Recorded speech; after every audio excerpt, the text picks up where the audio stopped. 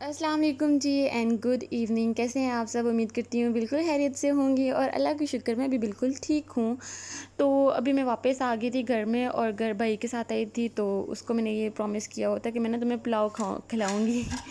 तो बस वही आज मैं प्रॉमिस पूरा करने के लिए जा रही हूँ। तो यहाँ पे मैंने जो बीफ है वो मैंने निकाल लिया है और उसको पानी में रख दिया है, फ्रीज़ हुआ था ताकि वो थोड़ा सा मेल्ट हो जाए। और साथ में जी मैंने प्याज और ये लहसुन वगैरह ये भी मैंने रख दिया और ये भी मैं जाऊँगी कटिंग करने के लिए। तो यहाँ पे क्या हुआ, मैंने उसमें रखा है कुकर में रख दिया था मैंने, बीफ रखा था और इसके अंदर ना गरम मसाले डाले थे और सिर्फ प्याज डाला था और गरम मसाले डाले थे, थोड़ा सा प्याज डाला था और नमक भी डाल दिया था क्योंकि मैंने यखनी वाला बनाना था। तो मैंने कहा चलो जब तक बॉयल हो जाए। और गैस इतनी इतनी थोड़ी थी, मुझे गुस्सा भी इतना ज़्यादा आ रहा था, टाइम भी काफ़ी ज़्यादा हो रहा था। मतलब इतनी गर्मी में गैस चली जाती है तो मुझे बहुत ज़्यादा गुस्सा आ रहा था कि गैस भी इतनी कम है और टाइम भी इतना ज़्यादा हो रहा है।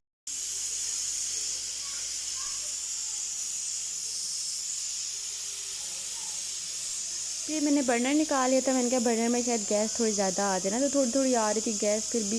और बस यही चल रहा था, मतलब कि हो ही नहीं था। मुझे पता था कि चावल तो इसके ऊपर बनने ही नहीं है ना, किसी सूरत नहीं बनने। फिर हम लोग लेके आए थे वहाँ से क्या कहते हैं, गैस डलवा के लाए थे सिलेंडर में, क्योंकि मुझे पता था कि होना तो है नहीं, गैस तो आनी ही नहीं है। तो इसलिए मैं भी सिलेंडर में गैस डलवा ली थी।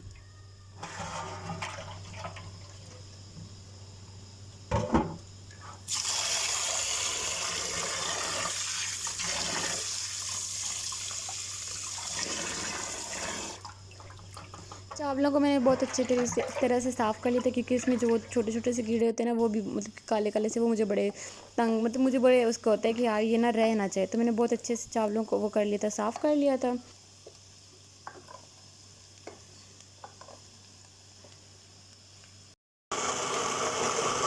और साथ में जी मैंने रख दिया था प्याज ब्राउन होने के लिए, और साथ में टमाटर का मैं पेस्ट बना रही थी, क्योंकि उस तरह से तो उन्होंने गलना नहीं था। तो मैंने कहा चलो पेस्ट बना के वो कर लेती हूँ। तो यहाँ पे जी प्याज ब्राउन हो चुका था, इसमें मैंने डाल दिया था बीफ, और साथ में यखनी मैंने अलग करके डाल दी थी ना। तो वो भी मैंने टमाटर का पेस्ट है वो भी मैंने वो कर लिया था, ग्राइंड कर लिया था, मतलब कि बना लिया था। और साथ में जी इसके अंदर चले जाएंगे मसाले। तो यहाँ पे मैंने बिरयानी मसाला सॉरी पुलाव मसाला डाल दी थी, और साथ में मैंने टमाटर डाले थे। टमाटर में पहले मैंने भूना है और फिर इसमें मैंने पुलाव मसाला डाला है, और साथ में कुछ थोड़ा नमक डाला है हो, और सब्ज़ मिर्चें डाली हैं।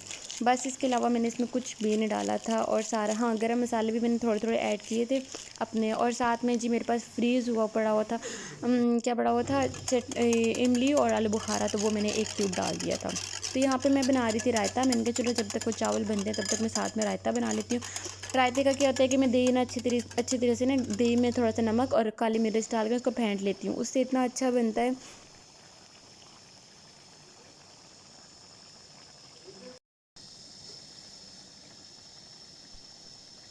तो इस तरह से ना दही वो रायता ना बहुत अच्छा बनता है। वैसे उसमें थोड़ा सा गुठलियाँ गुठलियाँ सी रह जाती है, तो इससे गुठलियाँ नहीं रहती हैं। तो यहाँ पे बस मैं ये देख रही थी चावल को, और इसको मैंने दे दिया दम। दम देने के बाद जी मैं थोड़ी देर ऊपर जाऊँगी, बातें शातें करूँगी। हस्बैंड भी आ गए थे और भाई भी आ गया था, तो मैं उनके साथ बातें शातें करूँगी और थोड़ी देर बैठूँगी। और चूल्हे का ना मैं फ्लेम जो है थोड़ा स्लो कर दूँगी, ताकि वो दम पे ना मतलब सही तरह से पक जाए, सही तरह से दम आ जाए ना। तो मैं ऊपर गई हूँ, मैंने थोड़ी देर बातें की, और नीचे जब आई हूँ तो वो आगे बंद हुआ था, क्योंकि हवा जो आई है तो शायद उससे ना बंद हो गया था। तो मैंने कहा चलो कोई बात नहीं, मैं ना दोबारा से ऑन किया। मैंने कहा 5 मिनट और कर देती हूँ। तो ये था कि रायता यहाँ पे मेरा बन के तैयार हो रहा था। रायते में मैंने बनाया डाला था खीरे, टमाटर, और सॉरी टमाटर नहीं, खीरे, गाजर और प्याज, बस इसके अलावा कुछ भी नहीं। तो यहाँ पे जी हमारा पुलाव बन के तैयार हो गया।